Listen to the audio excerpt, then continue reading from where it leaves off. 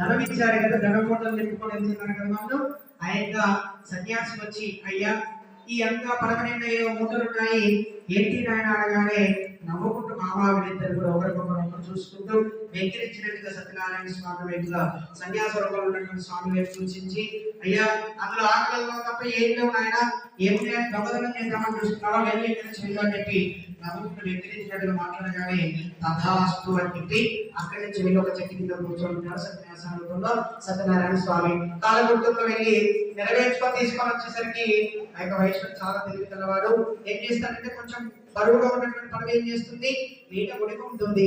అప్పటికి అనుమానం వచ్చింది పర్వతం ఎక్కుతుందని చెప్పి వెంటనే వచ్చి ఆ మూటలని చెప్పి చూసేసరికి అన్ని కూడా ధనంగా పోయి ఆకులు అనగా మారిపోయి ఉంటాయి. మారిపోయి ఉండడంతో వెంటనే ఆ ధనవంతా పోయిందని చెప్పి వైష్ణవుడికి ఇంకా ధనం మీదే గర్వం ఉంది కదా, ధనవంతా పోయిందని చెప్పి తెల్లముఖం పోయి మూర్ఛ వచ్చి పడిపోతాడు.